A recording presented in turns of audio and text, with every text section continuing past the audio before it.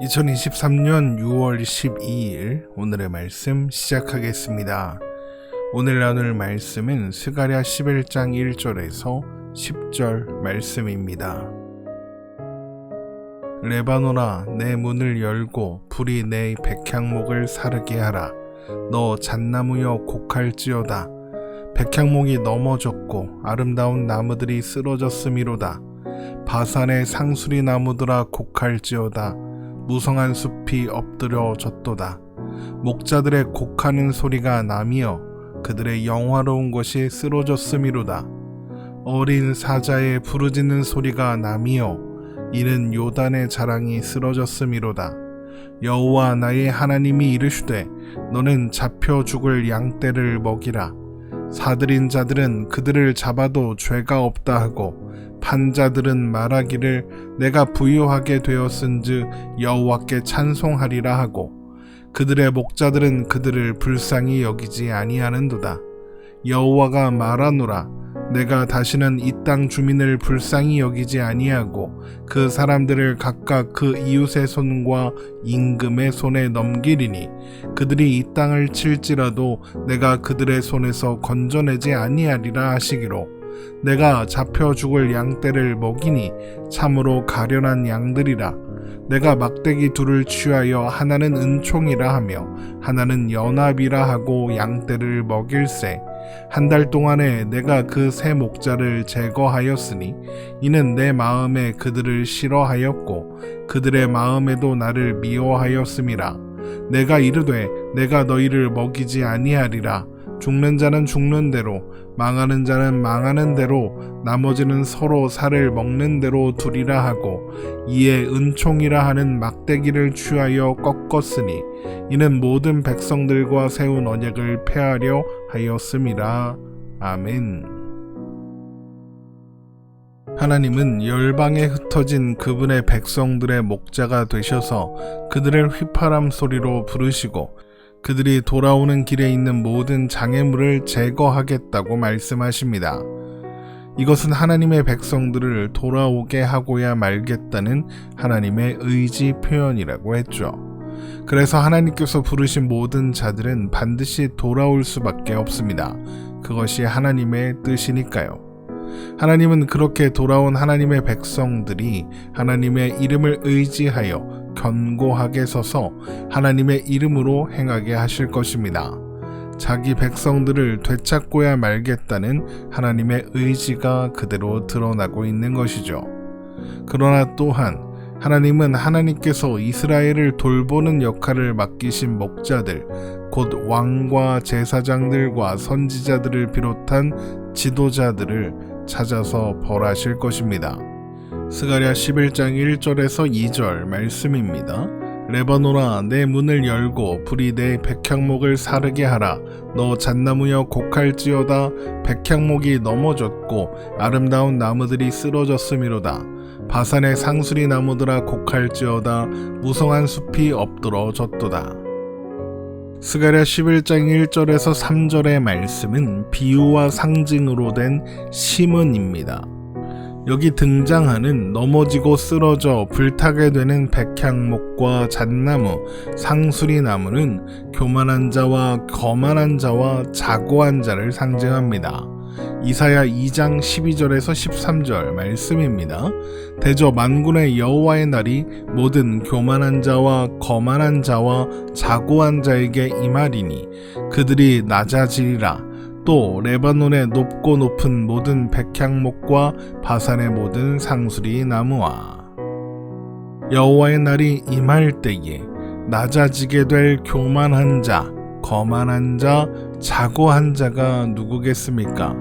이스라엘의 지도자들입니다. 그들은 스스로 교만하여져서 하나님의 말씀과 뜻을 따라 하나님의 백성들을 잘 돌보는 대신 자신의 이익을 위해서 그들에게 주어진 권력을 사용했습니다. 가난한 자와 약한 자들을 억압하고 핍박했으며 우상을 세우고 섬겼습니다.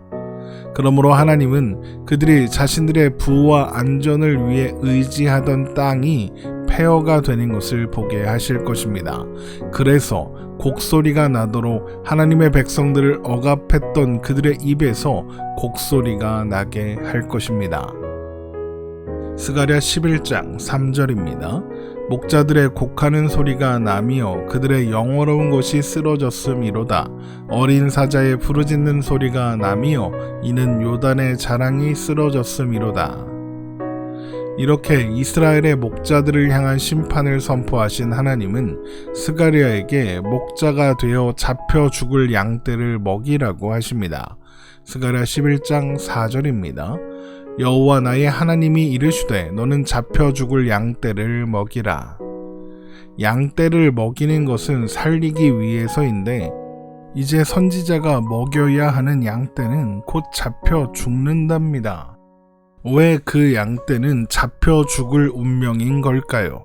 그 양떼를 사들인 자들이 양떼를 죽여도 죄가 없다고 말하고 양떼를 판 자들은 양떼를 팔아 부자가 되었으니 이제 나는 그 양떼와 상관없다고 말하고 있기 때문입니다. 스가랴 11장 5절입니다. 사들인 자들은 그들을 잡아도 죄가 없다 하고 판 자들은 말하기를 내가 부유하게 되었은즉 여호와께 찬송하리라 하고 그들의 목자들은 그들을 불쌍히 여기지 아니하는도다. 그러면서 양떼를 판 자들이 부자가 되신 하나님을 찬송한다 그러고 있다는 겁니다. 그러니 그 양떼를 돌보라고 고용된 목자들이 양떼를 정성껏 돌볼 리가 없죠.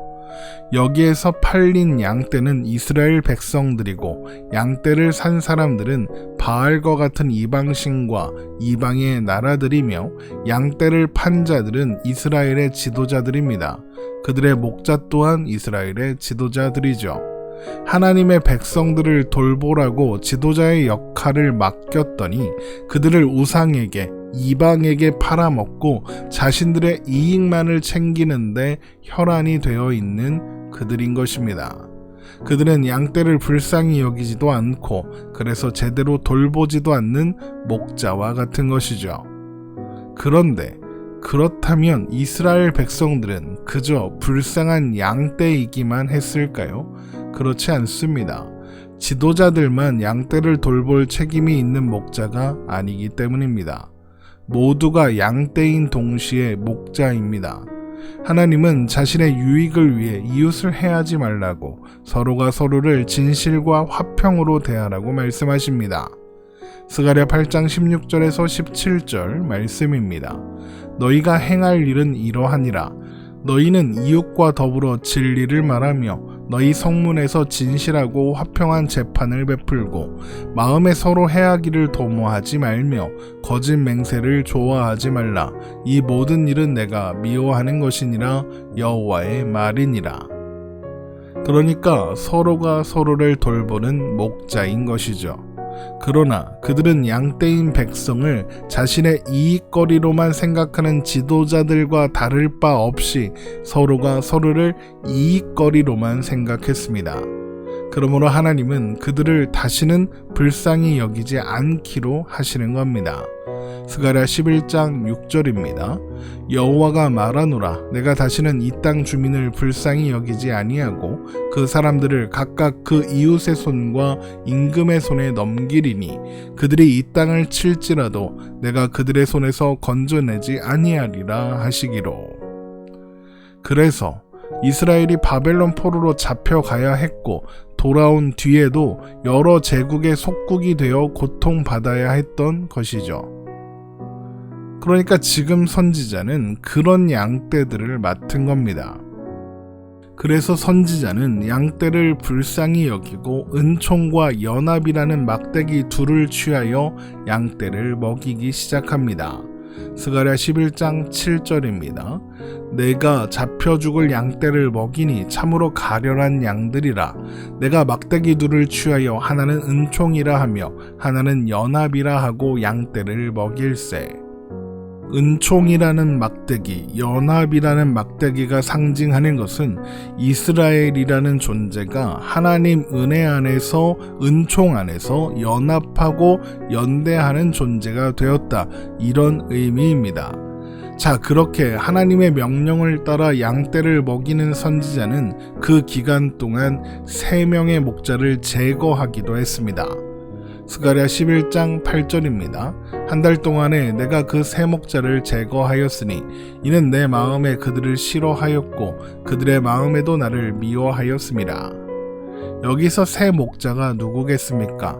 왕과 제사장과 선지자로 상징되는 이스라엘의 부패한 모든 지도자들입니다. 선지자는 그들을 싫어했습니다. 왜 그렇습니까? 선지자가 보기에 양떼가 불쌍하고 가련할 만큼 그들이 양떼를 제대로 돌보지 않았기 때문입니다. 그러나 그들도 선지자를 싫어했습니다. 왜 그렇습니까? 양떼를 팔아 이익을 얻어야 하는데 선지자가 양떼를 지키고 있으니까요. 그런데 곧 선지자도 양떼를 내버려 두기로 합니다. 스가랴 11장 9절입니다. 내가 이르되 내가 너희를 먹이지 아니하리라. 죽는 자는 죽는 대로 망하는 자는 망하는 대로 나머지는 서로 살을 먹는 대로 두리라 하고. 선지자는 왜 양떼를 그냥 내버려 두기로 하는 걸까요? 그들이 죽고 망하고 서로 살을 먹고 있기 때문입니다. 그들을 먹이고 보살피는 선지자의 말을 듣지 않는 겁니다. 그리고는 선지자가 쫓아낸 목자들이 행하던 것처럼 행하고 있는 겁니다. 그러니까 양떼가 선지자가 쫓아낸 목자들을 지지하고 또 원하고 있는 겁니다. 앞에서 말씀드린 것처럼 지도자들이나 백성들이나 다 같은 마음과 태도를 가지고 있는 거죠. 그러니까 양떼들이 자신들의 이익을 위해 양떼를 팔아먹는 목자들이 더 좋다고 하고 있는 겁니다. 선지자가 새 목자를 제거하였으나 양떼는 새 목자를 지지하고 원하는 것입니다. 참으로 어리석은 양떼입니다. 그렇게 스스로 내버려 둠 당하는 양떼가 되기로 선택한 겁니다. 그렇게 선지자가 양떼를 내버려 두기로 하자 양떼들은 서로를 미워하고 죽이며 서로 살을 먹는, 그래서 멸망까지 가는 그 길을 아주 고집스럽고 열심히 가게 되는 겁니다. 그러므로 이제 선지자는 은총이라 하는 막대기를 취하여 꺾어 버릴 것입니다. 스가랴 11장 10절입니다. 이에 은총이라 하는 막대기를 취하여 꺾었으니 이는 모든 백성들과 세운 언약을 폐하려 하였음이라. 은총이라 하는 막대기를 꺾었다는 것은 하나님께서 그분의 백성들과 맺은 은혜의 언약을 폐하기로 하셨다는 것을 보여주는 상징입니다. 이렇게 하나님은 이스라엘 백성들이 참된 목자이신 하나님을 거절하고 그들을 팔아 자기 이익을 챙기려는 거짓 목자들을 따르는 그 모습을 스가랴에게 직접 경험하게 하신 겁니다. 하나님께서 이스라엘이 멸망하는데 그것을 막아주지 않으시고 그냥 내버려 두셨으며 바벨론의 포로가 되어 잡혀가게까지 하셔야 했던 그 이유를 스가랴 스스로 직접 보고 경험하여 확인하게 하시는 거죠. 그러면 하나님은 무엇을 위하여 스가랴에게 이것을 직접 경험하게 하시는 걸까요?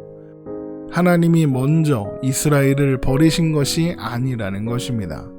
이스라엘이 하나님을 버렸고 그래서 하나님은 은총의 막대기를 꺾으실 수밖에 없었습니다. 목자가 돌볼 양떼가 사라졌으니 목자의 막대기가 쓸 데가 없는 겁니다. 그러니 꺾을 수밖에요. 은총의 막대기를 꺾으시는 하나님의 심정, 하나님의 마음이 어떤 것이었겠습니까? 그래, 이제 필요 없다, 이제 너희를 버리겠다, 포기하겠다, 이런 마음이겠습니까? 그렇지 않습니다. 하나님은 그분의 은혜를 포기하시거나 버리지 않는 분이십니다. 그러면 하나님은 왜 은총의 막대기를 꺾겠다고 하시는 걸까요? 그것이 그분의 양떼, 곧 그분의 백성들에게 필요하기 때문입니다.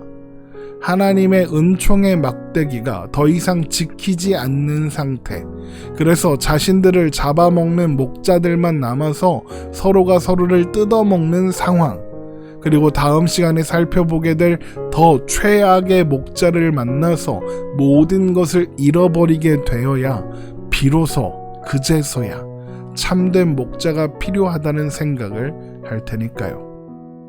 결국 하나님은 그분의 백성들을 그분의 보살핌을 받는 양이 되게 하시기 위하여 그들이 원하는 대로 거짓 목자들의 손에 가는 것을 내버려 두기로 하시는 겁니다. 그분의 백성들을 향한 하나님의 설득의 방법인 거죠.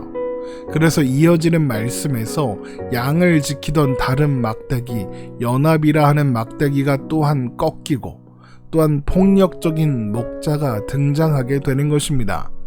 이 내용은 다음 시간에 자세히 살펴보게 될 것입니다. 목자 없는 양, 거짓 목자를 따르는 양의 운명은 멸망뿐입니다. 우리를 위하는 참된 목자가 누구인지 항상 기억하시기 바랍니다. 하나님만이 우리의 참된 목자 되십니다. 그래서 아무리 달콤한 유혹이 찾아온다 해도 참된 목자 되시는 하나님을 따라가는 우리가 되기를 소망합니다. 오늘 말씀 이렇게 마치겠습니다. 오늘도 평안한 하루 되시기를 주님의 이름으로 축원합니다.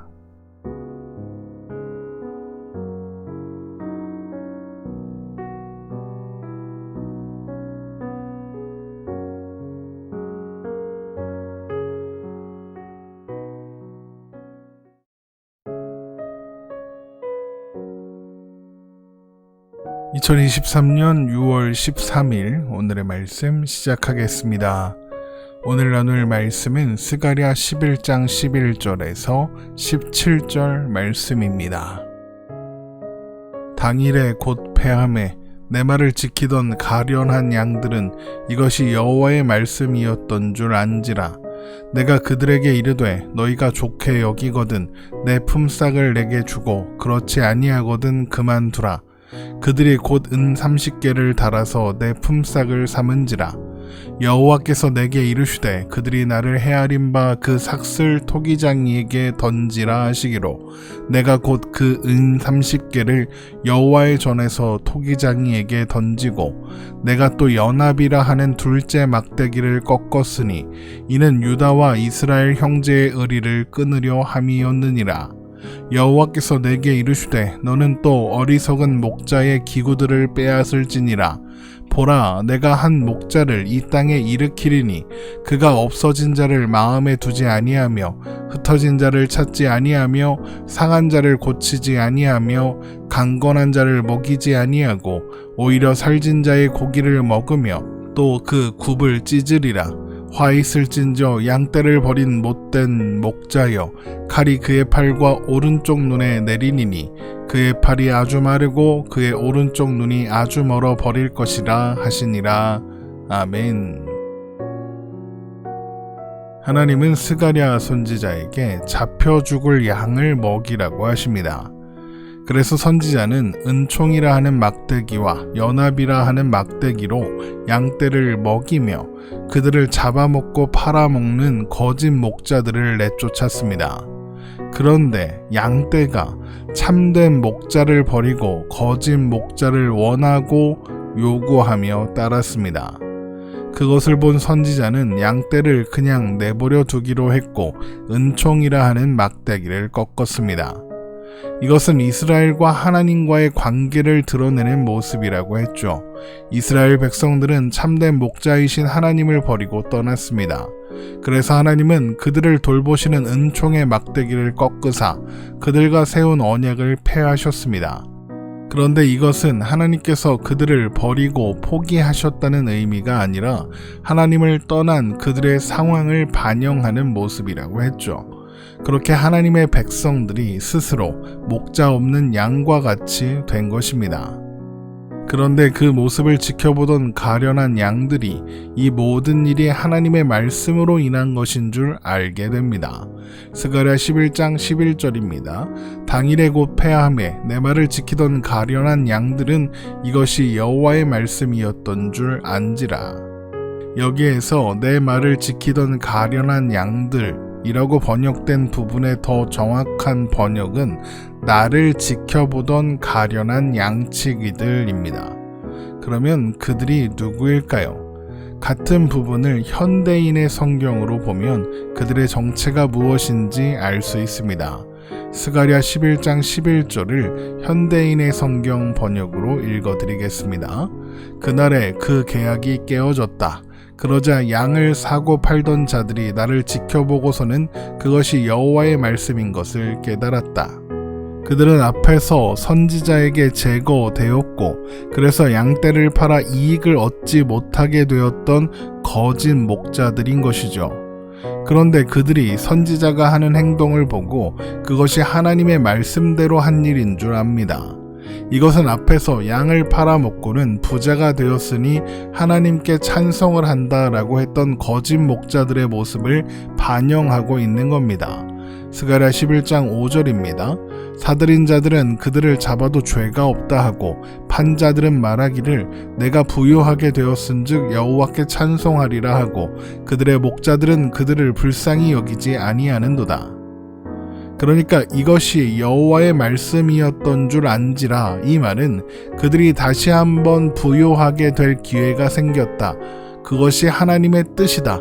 이렇게 생각하고 있다는 의미가 되는 겁니다. 그러니까 그들은 선지자가 양떼를 내버려 두기로 하자 다시 자신들의 이익을 챙기려고 달려들기로 하고 있는 것이죠. 그 모습을 지켜보는 선지자는 그들에게 품삯을 요구합니다. 그러자 그들은 은 30개를 달아서 선지자에게 품삯으로 줍니다. 스가랴 11장 12절입니다. 내가 그들에게 이르되 너희가 좋게 여기거든 내 품삯을 내게 주고 그렇지 아니하거든 그만두라. 그들이 곧 은 30개를 달아서 내 품삯으로 삼은지라. 그들이 왜 서둘러서 선지자에게 품삯을 주었을까요?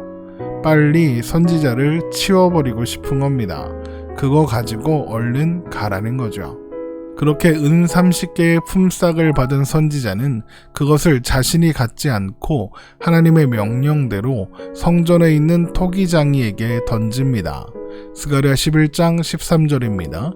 여호와께서 내게 이르시되 그들이 나를 헤아린 바 그 삭슬 토기장이에게 던지라 하시기로 내가 곧 그 은 30개를 여호와의 전에서 토기장이에게 던지고. 토기장이는 자신이 만든 그릇을 자신의 뜻에 따라서 부술 수도 있고 사용할 수도 있습니다. 그렇기 때문에 성경에서 토기장이는 자주 하나님의 주권적 행하심을 표현하기 위해서 사용되는 단어입니다. 그래서 토기장이가 여호와의 전에 앉아 있다 이렇게 되어 있는 겁니다. 하나님을 상징하고 있는 거죠. 그런데 은 30개가 토기장이에게 던져졌습니다. 이것은 토기장이의 마음대로 은 30개를 사용하라 이런 의미가 됩니다. 그런데 은 30이 무엇을 대가로 받은 것입니까? 스가랴 선지자가 먹이던 양떼의 값입니다. 그렇다면 은 30은 양떼와 그대로 치환이 될 수 있죠. 은 30이 양떼를 의미하게 되는 겁니다. 토기장이가 은 30을 자기 뜻대로 한다. 이것은 곧 양떼를 자기 뜻대로 한다. 이런 의미도 되는 겁니다. 그러니까 토기장이에게 은 30을 던진다. 이것은 토기장이이신 하나님께서 하나님의 뜻대로 양떼를 다루시겠다. 이런 의미가 되는 것입니다. 그렇게 양떼의 운명을 하나님의 손에 던진 선지자는 연합이라 하는 두 번째 막대기를 꺾었습니다. 이것은 유다와 이스라엘의 형제의 의리를 끊는 것이었죠. 스가랴 11장 14절입니다. 내가 또 연합이라 하는 둘째 막대기를 꺾었으니 이는 유다와 이스라엘 형제의 의리를 끊으려 함이었느니라. 유다와 이스라엘이 형제의 의리를 끊었다. 이것은 이스라엘이 서로가 서로를 반목하고 의지하지 못하게 된다. 이런 의미입니다. 사실 그 일은 이미 양떼 안에서 일어나고 있는 일이었죠. 그들은 자신의 이익을 위해서 서로가 서로를 짓밟고 희생시켰습니다. 이미 그들 사이의 연합은 깨진 상태였습니다. 그러니까 연합이라는 둘째 막대기가 의미가 없고 그래서 선지자는 그것을 꺾어 버리는 겁니다. 하나님은 선지자에게 잡혀 죽을 양떼를 먹이라고 하셨습니다. 그래서 선지자는 양떼를 불쌍히 여기고 열심히 먹였죠. 그리고는 그들을 팔아먹기 위해 혈안이 되어 있던 거짓 목자들을 내쫓았습니다. 그런데 양떼가 그들을 불쌍히 여기며 그래서 그들을 먹이는 목자인 선지자는 싫어하고 거짓 목자를 지지하고 원했습니다. 이런 선지자의 경험은 하나님과 이스라엘 백성들 사이에 일어난 일과 같습니다. 하나님은 언제나 그분의 백성들에게 신실하셨으나 그들은 참된 목자이신 하나님을 외면하고 거짓 목자들을 원하고 따랐습니다. 그래서 하나님은 선지자가 은총과 연합의 막대기를 꺾은 것처럼 그들을 향한 은혜를 거두셨고 연합이 깨지도록 내버려 두셨습니다. 그러나 이것은 이스라엘 백성들이 저지른 현실을 반영하는 것일 뿐 하나님께서 은혜를 거두셔서 일어난 일이 아닙니다. 백성들이 먼저 하나님의 은혜를 신뢰하지 않았고 하나님 안에서 연합과 연대를 깨트린 겁니다. 그런데도 양떼들은 그걸로 좋다고 할 겁니다. 그러므로 하나님은 그들의 어리석은 목자의 기구들을 빼앗아 하나님께서 일으키시는 한 목자에게 주실 것입니다. 그러면 그 목자는 없어진 자를 마음에 두지 않으며 흩어진 자를 찾지 않으며 상한 자를 고치지 않고 강건한 자도 먹이지 않으며 오히려 살진 자의 고기를 먹고 그 굽을 찢을 겁니다. 스가랴 11장 15절에서 16절 말씀입니다. 여호와께서 내게 이르시되 너는 또 어리석은 목자의 기구를 빼앗을지니라. 보라, 내가 한 목자를 이 땅에 일으키리니 그가 없어진 자를 마음에 두지 아니하며 흩어진 자를 찾지 아니하며 상한 자를 고치지 아니하며 강건한 자를 먹이지 아니하고 오히려 살진 자의 고기를 먹으며 또 그 굽을 찢으리라. 새 목자를 기뻐하며 즐거워하던 양떼가 건강한 자나 상한 자나 모두 망하게 되고 모두를 먹어치우는 끔찍한 목자를 만나게 된다는 겁니다. 그렇게 양떼를 모두 먹어치운 목자는 양떼를 돌보지 않은 못된 목자들 또한 칼로 그들의 팔의 힘줄을 끊어 마르게 하며 오른쪽 눈을 찔러 아주 멀어버리게 할 것입니다. 스가랴 11장 17절입니다. 화 있을진저 양떼를 버린 못된 목자여, 칼이 그의 팔과 오른쪽 눈에 내리리니 그의 팔이 아주 마르고 그의 오른쪽 눈이 아주 멀어버릴 것이라 하시니라. 그들의 참된 목자를 미워한 양떼가 참된 목자 대신 약탈적인 폭군을 만나게 된 것입니다. 그리고 이것이 선한 목자 대신 하나님을 떠난 존재들의 결말인 겁니다. 자, 그런데 하나님은 왜 이런 말씀을 하시는 걸까요? 하나님은 그분의 백성들을 향한 은혜를 포기하지 않으시는 분이 아니었나요? 그럼에도 불구하고 왜 하나님은 그분의 백성들을 향한 잔혹한 심판을 선포하시는 걸까요? 그 이유는 하나님의 백성들의 다른 결론을 위해서입니다. 참된 목자를 의지하고 참된 목자를 따라 사는 그런 결론 말입니다. 스가랴 10장 12절입니다. 내가 그들로 나 여호와를 의지하여 경고하게 하리니 그들이 내 이름으로 행하리라. 나 여호와의 말이니라. 그러니까 하나님은 너희들이 기뻐하고 원하는 목자들을 보아라. 그들의 실체가 무엇이냐? 너희를 착취하고 먹어치우려는 존재에 불과하지 않느냐? 그들은 목자가 아니라 너희를 삼키려는 늑대다. 너희들이 어떠한 상황에 처해 있는가 확실하게 분별하고 너희의 참된 목자가 누군지 확인해야 한다. 목자 없는 양이 되고 싶은 거냐? 정신을 차려라. 바로 이것이 스가랴 11장을 통하여 하나님께서 하시려는 말씀인 것입니다. 결국 은총의 막대기와 연합의 막대기를 꺾는 것, 그리고 그들을 그냥 내버려 두기로 하는 것, 그래서 폭력적인 목자를 만나게 되는 것, 이 모든 것이 그분의 백성들을 향한 하나님의 설득인 겁니다. 그래서 이어지는 12장에 이스라엘을 향한 구원과 회복, 그리고 승리의 말씀이 선포되는 것입니다. 양에게 목자 없는 삶은 파멸의 길일 뿐입니다. 우리가 서 있던 자리가 바로 그런 자리였습니다. 그런데 목자 없는 양같이 살아가던 우리에게 참된 목자이신 예수님께서 찾아오셨습니다. 그리고 불쌍히 여기시고 우리를 생명의 길로 인도하십니다. 마태복음 9장 36절입니다. 무리를 보시고 불쌍히 여기시니 이는 그들이 목자 없는 양과 같이 고생하며 기진함이라. 물론 여전히 세상이라는 거짓 목자는 매력적일 겁니다. 번영을 약속하는 것처럼 보일 겁니다. 그러나 그곳에서 만날 수 있는 목자는 양을 잡아먹는 파멸의 목자뿐입니다. 그러므로 영생의 말씀이 주께 있사오니 우리가 누구에게로 가오리까 라고 고백했던 베드로처럼 참된 목자를 떠나 우리가 누구에게로 가겠습니까 라고 고백하며 참된 목자이신 하나님을 따라 하나님과 함께 하나님의 길로 행하는 우리가 되어야 하겠습니다. 오늘 말씀 이렇게 마치겠습니다. 오늘도 주님 안에서 평안한 하루 되시기를 주님의 이름으로 축원합니다.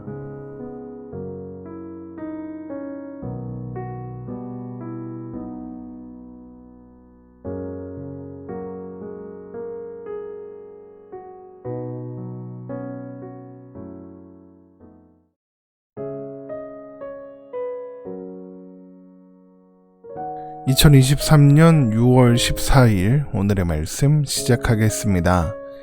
오늘 나눌 말씀은 스가랴 12장 1절에서 9절 말씀입니다. 이스라엘에 관한 여호와의 경고의 말씀이라. 여호와 곧 하늘을 펴시며 땅의 터를 세우시며 사람 안에 심령을 지으시니가 이르시되 보라, 내가 예루살렘으로 그 사면 모든 민족에게 취하게 하는 잔이 되게 할 것이라. 예루살렘이 애워싸일 때에 유다에까지 이르리라. 그날에는 내가 예루살렘을 모든 민족에게 무거운 돌이 되게 하리니 그것을 드는 모든 자는 크게 상할 것이라. 천하 만국이 그것을 치려고 모이리라. 여호와가 말하노라.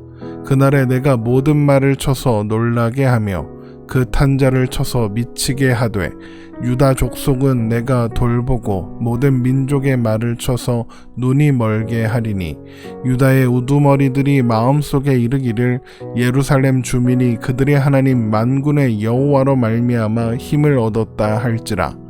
그날에 내가 유다 지도자들을 나무 가운데에 화로 같게 하며 곡식단 사이에 횃불 같게 하리니 그들이 그 좌우에 에워싼 모든 민족들을 불사를 것이요 예루살렘 사람들은 다시 그 본곳 예루살렘에 살게 되리라. 여호와가 먼저 유다 장막을 구원하리니 이는 다윗의 집의 영광과 예루살렘 주민의 영광이 유다보다 더하지 못하게 하려 함이니라. 그날에 여호와가 예루살렘 주민을 보호하리니 그 중에 약한 자가 그날에는 다윗 같겠고 다윗의 족속은 하나님 같고 무리 앞에 있는 여호와의 사자 같을 것이라. 예루살렘을 치러 오는 이방 나라들을 그날에 내가 멸하기를 힘쓰리라. 아멘. 하나님은 이스라엘이 그들을 사랑하는 참된 목자를 버리고 그들을 잡아먹는 일에만 혈안이 되어 있는 거짓 목자를 따름으로 그들을 내버려 두겠다고 하십니다. 그래서 그들은 더욱 그들을 괴롭게 하는 아주 폭력적인 목자를 만나게 될 것입니다. 그러나 하나님께서 그분의 백성들을 내버려 두시는 것은 그들을 버리기 위해서이거나 고통을 주기 위해서가 아니라 오히려 살리려 하고 고치고자 하시기 때문입니다. 하나님이 원하시는 것은 그분의 백성들의 다른 결론이지 영원한 멸망이 아니니까요. 그래서 이어지는 12장의 말씀을 보면 천하 만국이 예루살렘을 치려고 모였지만 하나님께서 예루살렘을 구원하시며 이방 나라들을 멸하기에 힘쓰겠다고 말씀하시는 겁니다. 이 말씀은 이스라엘에 관한 하나님의 경고의 말씀이다 라는 제목으로 시작됩니다. 이제 이스라엘을 향해 경고하시는 하나님은 여호와 곧 하늘을 펴시며 땅의 터를 세우시며 사람 안에 심령을 지으신 분이십니다. 스가랴 12장 1절입니다. 이스라엘에 관한 여호와의 경고의 말씀이라. 여호와 곧 하늘을 펴시며 땅의 터를 세우시며 사람 안에 심령을 지으시니가 이르시되. 하나님께서 온 천하 만물의 창조자이시며 주관자라는 것입니다.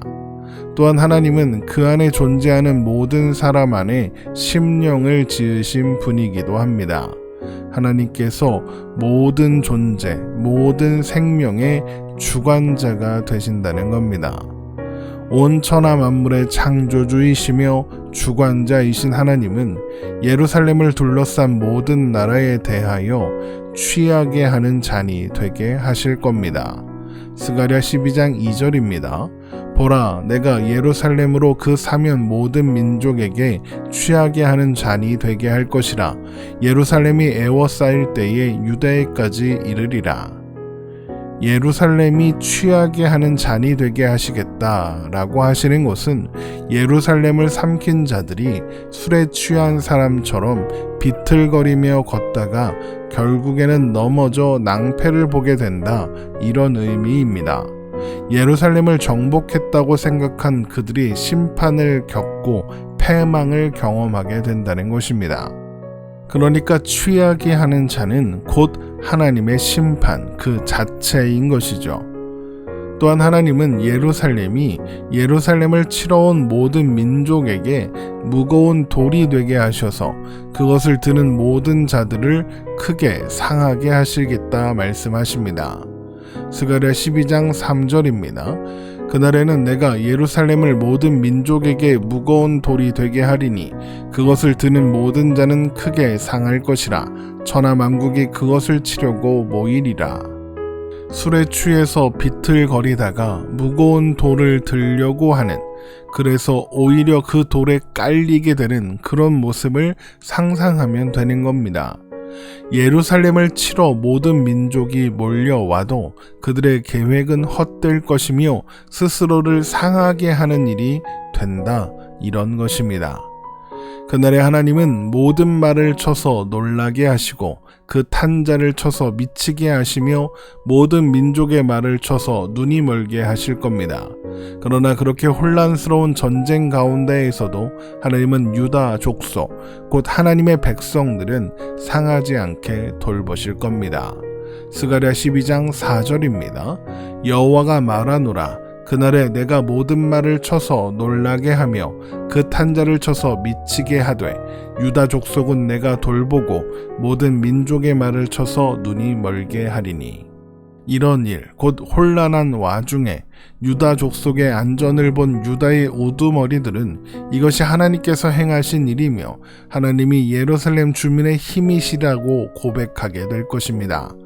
스가랴 12장 5절입니다. 유다의 우두머리들이 마음속에 이르기를 예루살렘 주민이 그들의 하나님 만군의 여호와로 말미암아 힘을 얻었다 할지라. 예루살렘에 일어나는 일이 유다 지도자들에게 진정한 힘의 근원이 무엇인지 깨닫게 한다는 것입니다.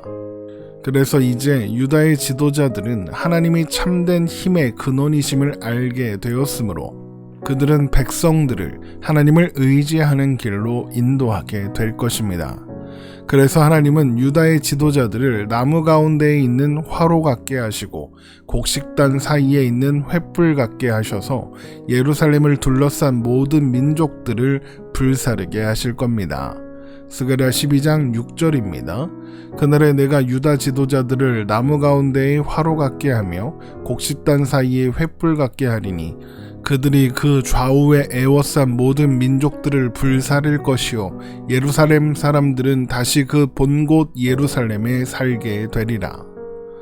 하나님을 자신의 힘으로 삼은 이들이 하나님의 불꽃이 되어 그들을 둘러싼 모든 민족을 불사르고 오직 하나님의 백성들만이 예루살렘에 남게 하는 것입니다.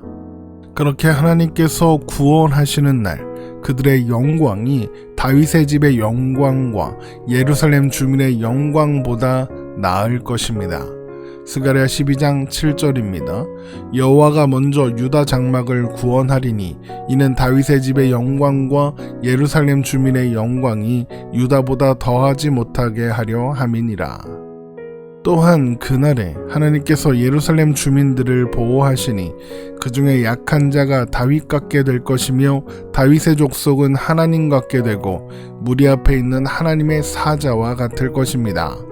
스가랴 12장 8절입니다. 그날에 여호와가 예루살렘 주민을 보호하리니 그 중에 약한 자가 그날에는 다윗 같겠고 다윗의 족속은 하나님 같고 무리 앞에 있는 여호와의 사자 같을 것이라.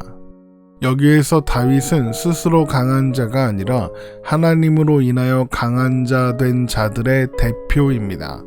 그래서 약한 자가 다윗 같다는 말은 약한 자가 하나님으로 인하여 강한 자가 되었다, 이런 말이 되는 겁니다. 그런데 다윗의 족속은 또한 하나님과 같습니다. 왜 그렇겠습니까? 다윗의 힘은 그의 힘이 아니라 하나님의 힘이기 때문입니다. 하나님의 능력 안에 있으므로 하나님과 같은 존재가 되었다, 이런 의미가 되는 겁니다. 그런데 약한 자가 다윗 같다고 했죠. 그렇다면 약한 자 또한 하나님과 같이 된다, 이렇게 이해하면 되는 겁니다. 또한 그들은 무리 앞에 있는 하나님의 사자와 같을 것입니다. 하나님의 사자 같다는 것은 하나님께서 그분의 백성들을 보호하시기 위해 보내신 천사와 같다, 이런 말입니다.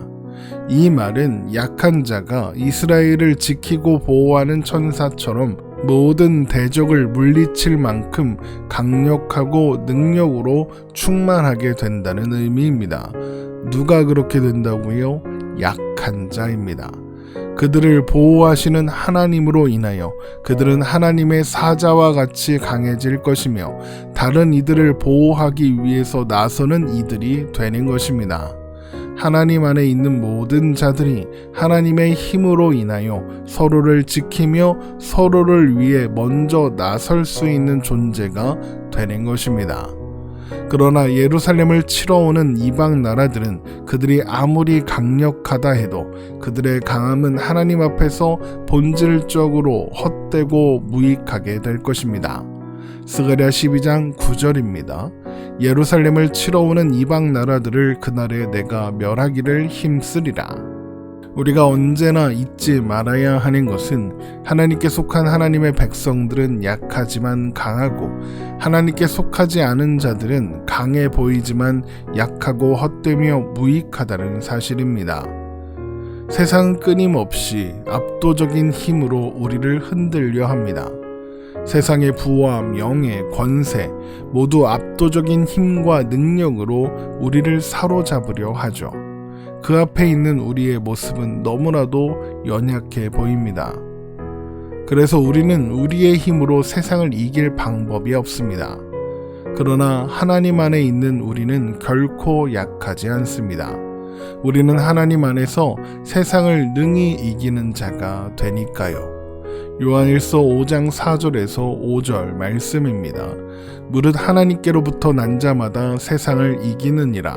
세상을 이기는 승리는 이것이니 우리의 믿음이니라. 예수께서 하나님의 아들이심을 믿는 자가 아니면 세상을 이기는 자가 누구냐? 바로 이 승리를 우리에게 주시려고 하나님께서 아들이신 예수님을 이 땅에 보내셨습니다. 그래서 우리를 하나님의 신성한 성품에 참여하게 하사 하나님과 같이 되게 하셨습니다. 베드로 후서 1장 3절에서 4절 말씀입니다. 그의 신기한 능력으로 생명과 경건에 속한 모든 것을 우리에게 주셨으니 이는 자기의 영광과 덕으로서 우리를 부르신 이를 알므로 말미암음이라. 이로써 그 보배롭고 지극히 큰 약속을 우리에게 주사 이 약속으로 말미암아 너희가 정욕 때문에 세상에서 썩어질 것을 피하여 신성한 성품에 참여하는 자가 되게 하려 하셨느니라. 우리가 하나님의 약속 안에서 하나님의 신성한 성품에 참여하는 자가 되었답니다. 연약해 보이기만 하는 우리가 하나님과 같이 된 것입니다. 이것이 하나님께서 계획하신 그분의 백성들의 다른 결론이며 우리들의 결론입니다. 그러므로 우리는 우리에게 승리를 주시는 하나님께 감사함으로 하나님 안에서 흔들리지 않고 굳건히 서서 하나님의 사자와 같은 존재임을 기억하고 주의 일에 항상 힘쓰며 오늘을 살아야 하겠습니다. 고린도전서 15장 57절에서 58절 말씀입니다. 우리 주 예수 그리스도로 말미암아 우리에게 승리를 주시는 하나님께 감사하노니 그러므로 내 사랑하는 형제들아 견실하며 흔들리지 말고 항상 주의 일에 더욱 힘쓰는 자들이 되라. 이는 너희 수고가 주 안에서 헛되지 않은 줄 알미라. 하나님께서 우리를 지키고 보호하사 우리의 수고가 헛되지 않게 하실 것입니다. 오늘 말씀 이렇게 마치겠습니다. 오늘도 복된 하루 되시기를 주님의 이름으로 축원합니다.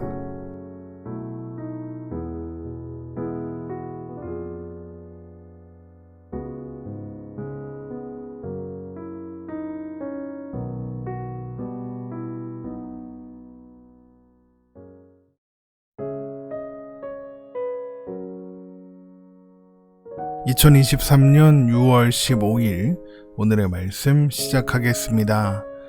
오늘 나눌 말씀은 스가랴 12장 10절에서 13장 1절 말씀입니다. 내가 다윗의 집과 예루살렘 주민에게 은총과 간구하는 심령을 부어주리니 그들이 그 찌른 바 그를 바라보고 그를 위하여 애통하기를 독자를 위하여 애통하듯 하며 그를 위하여 통곡하기를 장자를 위하여 통곡하듯 하리로다. 그날에 예루살렘에 큰 애통이 있으리니 무깃도 골짜기 하다 드림몬에 있던 애통과 같을 것이라. 온 땅 각 족속이 따로 애통하되 다윗의 족속이 따로 하고 그들의 아내들이 따로 하며 나단의 족속이 따로 하고 그들의 아내들이 따로 하며 레위 족속이 따로 하고 그들의 아내들이 따로 하며 시므이의 족속이 따로 하고 그들의 아내들이 따로 하며 모든 남은 족속도 각기 따로 하고 그들의 아내들이 따로 하리라. 그날의 죄와 더러움을 씻는 셈이 다윗의 족속과 예루살렘 주민을 위하여 열리리라. 아멘. 하나님은 이스라엘이 그들을 사랑하는 참된 목자를 버리고 악하고 거짓된 목자를 따름으로 그들을 내버려 두기로 하셨습니다. 그래서 그들은 악독한 목자를 만나 고통을 겪게 되었죠. 그러나 이것이 하나님께서 이스라엘을 버리셨다는 의미는 아니었습니다. 오히려 그들의 운명을 바꾸시려는 하나님의 섭리입니다. 그래서 제멋대로인 양떼와 같은 이스라엘을 내버려 두겠다 하시고는 예루살렘을 치려고 오는 천하 만국을 멸하사 예루살렘을 보호하겠다고 하시는 겁니다. 하나님께서 예루살렘을 구원하시는 날, 하나님은 약한 자가 하나님의 능력으로 강하여진 다윗처럼 되게 하시고 하나님의 능력이 그 안에 있으므로 하나님처럼 되게 하실 것입니다. 또한 그들에게 은총과 간구하는 심령을 부어 주실 것입니다. 스가랴 12장 10절입니다.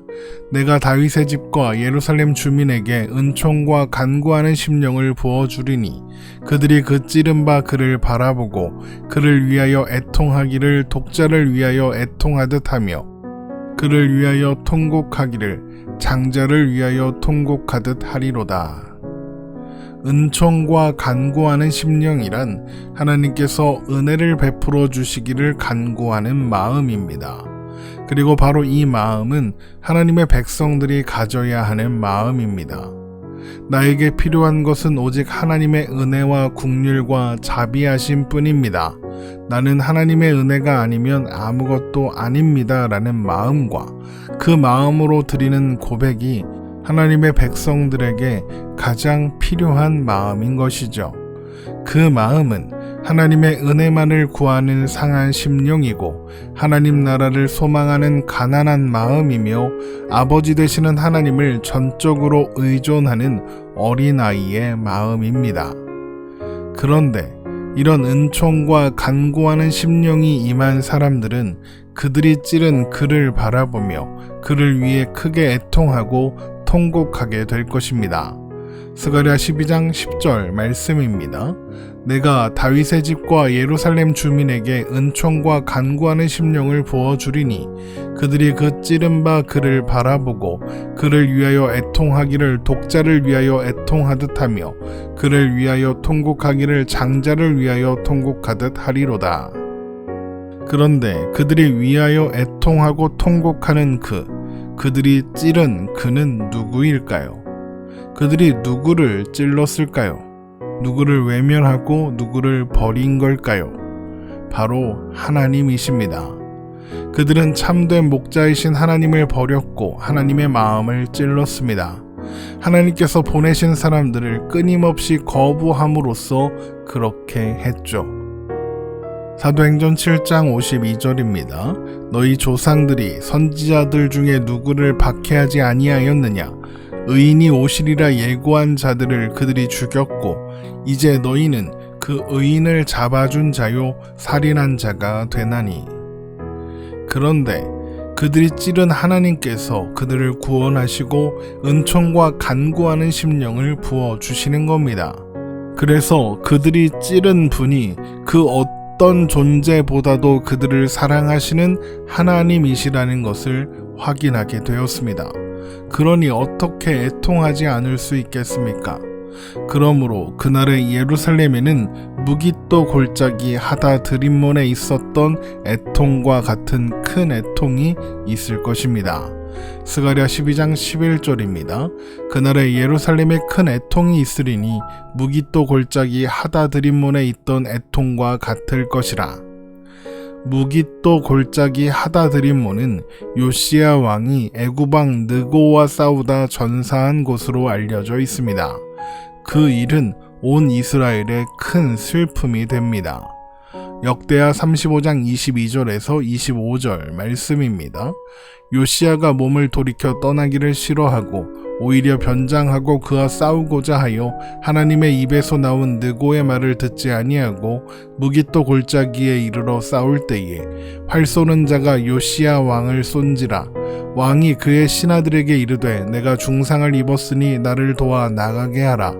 그 부하들이 그를 병거에서 내리게 하고 그의 버금 병거에 태워 예루살렘에 이른 후에 그가 죽으니 그의 조상들의 묘실에 장사되니라. 온 유다와 예루살렘 사람들이 요시야를 슬퍼하고 예레미야는 그를 위하여 애가를 지었으며 모든 노래하는 남자들과 여자들은 요시야를 슬피 노래하니 이스라엘의 규례가 되어 오늘까지 이르렀으며 그 가사는 애가 중에 기록되었더라. 요시야의 죽음 이후에 남유다는 급격히 멸망의 길을 가게 됩니다. 그래서 그의 죽음은 남유다의 미래가 없음을 상징하는 죽음이었습니다. 그러니까 무깃도 골짜기 하다드림몬의 애통은 미래를 잃어버린 자들의 슬픔과 애통, 더 이상 어디에서도 희망을 찾을 수 없는 이의 애통함인 겁니다. 스가랴서는 이것을 독자와 장자를 잃은 슬픔에 비교하고 있는 것이죠. 하나님을 버리고 외면함으로써 스스로 소망을 버렸다는 사실을 깨닫게 된 자의 슬픔과 애통함이 이렇게 표현되고 있는 것입니다. 이러한 애통은 예루살렘을 넘어 온 땅의 각 족속들까지 확장될 것입니다. 스가랴 12장 12절에서 14절 말씀입니다. 온 땅 각 족속이 따로 애통하되 다윗의 자손이 따로 하고 그들의 아내들이 따로 하며 나단의 족속이 따로 하고 그들의 아내들이 따로 하며 레위 족속이 따로 하고 그들의 아내들이 따로 하며 시므이의 족속이 따로 하고 그들의 아내들이 따로 하며 모든 남은 족속도 각기 따로 하고 그들의 아내들이 따로 하리라. 이 말씀은 그들이 처한 상황과 그로 인해 나오는 애통이 특정한 어떤 사람의 문제가 아니라 모두의 문제이며 모두의 현실이라는 것입니다. 그래서 그날에 애통하지 않을 수 있는 사람은 없다는 것이죠. 그런데 이들이 애통하는 이유가 무엇입니까? 이들이 애통하기 시작한 이유는 자신들의 실체 그리고 자신들이 하나님께 저지른 죄악을 깨달았기 때문입니다. 그로 인해서 미래도 소망도 없는 결과를 초래했다는 사실을 알게 되었기 때문이죠. 그런데 그것을 어떻게 알게 되었습니까? 하나님께서 다윗의 집과 예루살렘 주민에게 은총과 간구하는 심령을 부어 주셨기 때문입니다. 그런데 하나님께서 부어주신 은총과 간구하는 심령으로부터 애통이 시작되었다면 그들을 기다리는 것이 무엇일까요? 그냥 애통해하며 슬퍼함으로 영원한 절망으로 끝나게 되는 걸까요? 당연히 그렇지 않습니다.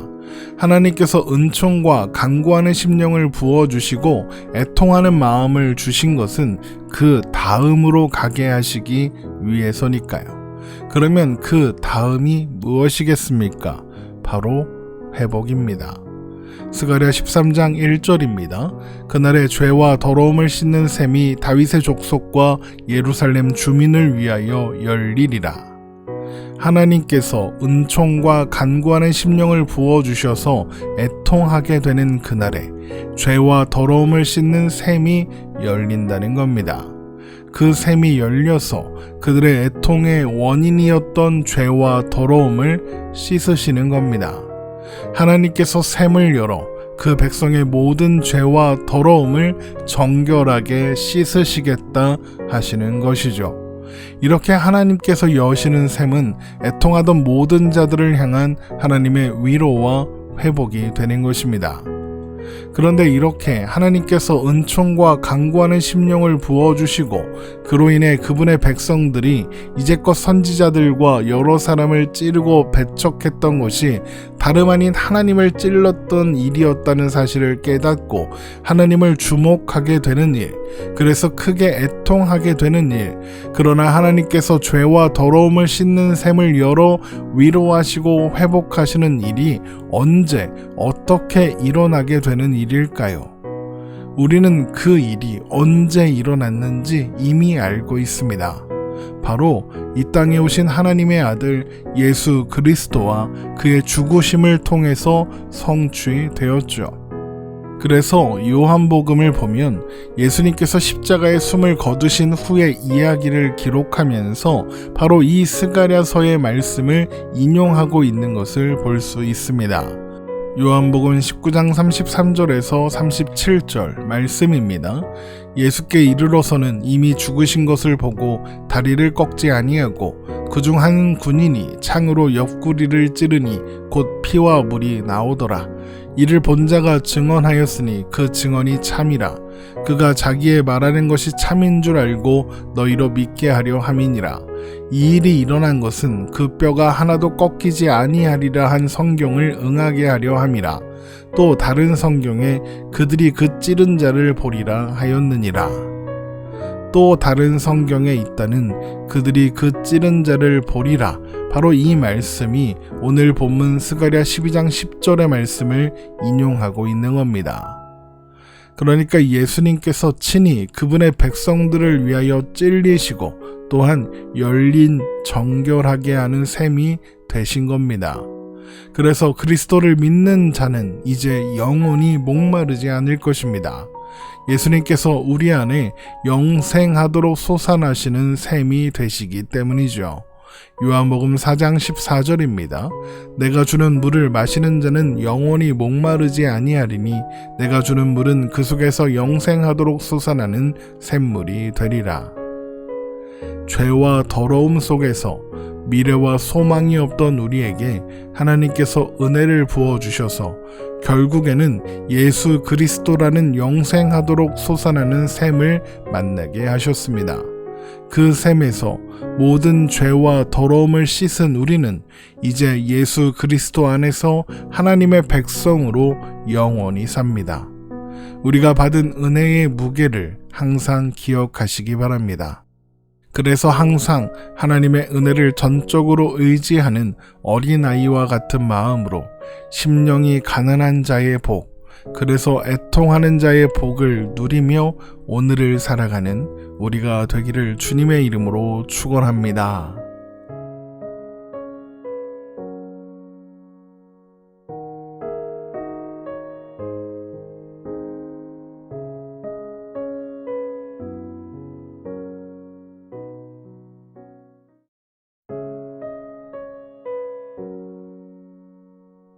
2023년 6월 16일 오늘의 말씀 시작하겠습니다. 오늘 나눌 말씀은 스가랴 13장 2절에서 9절 말씀입니다. 만군의 여호와가 말하노라.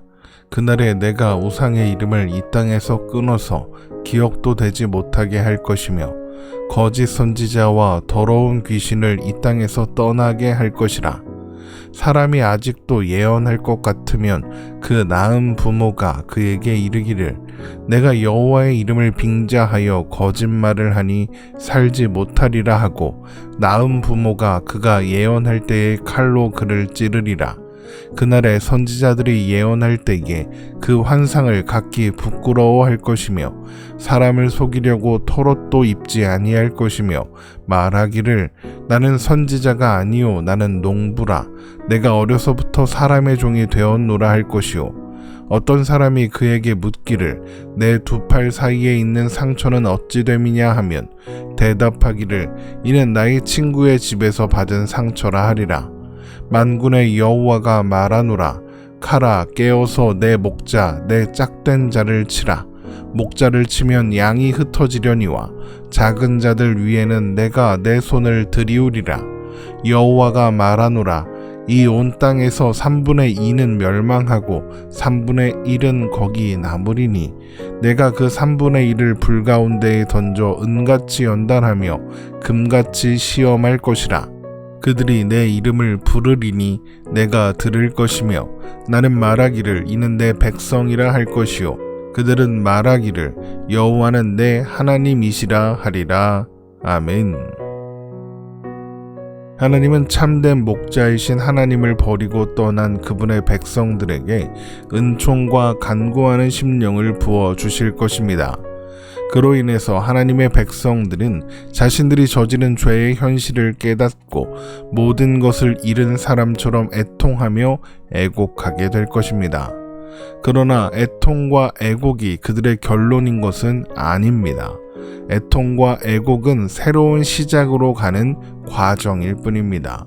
바로 모든 죄와 더러움을 씻는 샘으로 가는 과정입니다. 자신들의 현실을 자각하고 애통하며 애곡할 수밖에 없었던 그들은 그 샘으로 나아와 모든 죄와 더러움을 씻고 하나님의 백성으로 회복될 것입니다. 그런데 하나님께서 그분의 백성들에게서 씻어내실 죄와 더러움은 우상과 거짓 선지자와 더러운 귀신입니다. 하나님은 그런 것들을 모두 제거하시고 영원히 기억도 되지 못하게 하실 것입니다. 스가랴 13장 2절 말씀입니다. 만군의 여호와가 말하노라. 그날에 내가 우상의 이름을 이 땅에서 끊어서 기억도 되지 못하게 할 것이며 거짓 선지자와 더러운 귀신을 이 땅에서 떠나게 할 것이라. 어느 시대나 우상과 거짓 선지자와 더러운 귀신이 존재하고 힘을 발휘합니다. 오늘날에도 그렇죠. 그런 것들이 오늘까지도 여전히 영향을 끼칠 수 있는 이유는 그 모든 것들이 약속하는 불이한 이익에 대한 탐욕 때문입니다. 그래서 성경은 탐욕이 우상 숭배의 본질이라고 말하고 있는 것이죠. 골로새서 3장 5절입니다. 그러므로 땅에 있는 지체를 죽이라. 곧 음란과 부정과 사욕과 악한 정욕과 탐심이니 탐심은 우상 숭배니라. 우상과 거짓 선지자는 탐욕의 기반을 두고 헛되고 거짓된 평화와 번영을 약속합니다. 그런데 하나님께서 그런 것들을 이 땅에서 몰아내겠다고 하십니다. 이것은 이유로는 더 이상 하나님의 백성들이 탐욕과 거짓 평화와 번영 같은 것에 미혹되지 않게 하시겠다, 이런 의미입니다.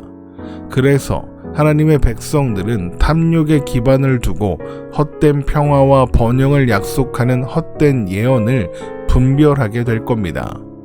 그래서 혹시라도 사람이 헛된 예언을 하면 그를 낳은 부모가 그를 그냥 내버려 두지 않을 것입니다. 스가랴 13장 3절입니다. 사람이 아직도 예언할 것 같으면 그 낳은 부모가 그에게 이르기를 내가 여호와의 이름을 빙자하여 거짓말을 하니 살지 못하리라 하고 낳은 부모가 그가 예언할 때에 칼로 그를 찌르리라. 부모가 자식을 죽인다는 다소 극단적인 것처럼 보이는 표현이 사용되었지만 이것은 부모라 해도 헛되고 거짓된 예언을 결코 용납하지 않을 것이다. 이런 의미입니다. 그래서 그날에 사람을 속이려고 선지자의 털옷을 입고 헛된 예언을 하던 선지자들은 스스로를 부끄러워하게 될 것이며 털옷을 벗고 자신은 선지자가 아니라 농부다라고 말하게 될 것입니다. 스가랴 13장 4절에서 5절 말씀입니다. 그날의 선지자들이 예언할 때에 그 환상을 갖기 부끄러워할 것이며 사람을 속이려고 털옷도 입지 아니할 것이며 말하기를 나는 선지자가 아니오 나는 농부라 내가 어려서부터 사람의 종이 되었노라 할 것이요. 또한 선지자 노릇을 하며 팔에 냈던 상처들을 부끄러워하며 이 상처는 친구 집에서 받은 상처라고 둘러대기 시작할 겁니다. 스가랴 13장 6절입니다. 어떤 사람이 그에게 묻기를 내 두 팔 사이에 있는 상처는 어찌 됨이냐 하면 대답하기를 이는 나의 친구의 집에서 받은 상처라 하리라. 거짓 선지자들은 자신의 몸에 상처를 내고 피가 흐르게 하는 행위를 통해서 일종의 황홀경 상태로 들어가곤 했다고 합니다. 그래서 거짓 선지자들에게 팔에 난 상처는 자신이 영험한 선지자라는 자랑이었죠. 그런데 이제는 그 상처를 부끄러워하게 된 것입니다. 그러니까 거짓 선지자들이 거짓 예언으로 먹고 살던 시대가 완전히 끝났다 이런 것이죠. 그런데 그 일이 이루어지기 위해서는 칼이 하나님의 목자, 하나님과 짝된 자를 쳐야 합니다. 스가랴 13장 7절입니다. 만군의 여호와가 말하노라 칼아 깨어서 내 목자 내 짝든 자를 치라. 목자를 치면 양이 흩어지려니와 작은 자들 위에는 내가 내 손을 들이우리라. 칼이 하나님의 목자를 치자 양들이 흩어집니다. 목자가 사라졌으니 당연한 결과겠죠. 뿐만 아니라 하나님께서 작은 자들 위에 손을 들이우실 겁니다. 하나님께서 그분의 손을 들이우신다는 것은 하나님께서 심판하신다는 의미가 있습니다.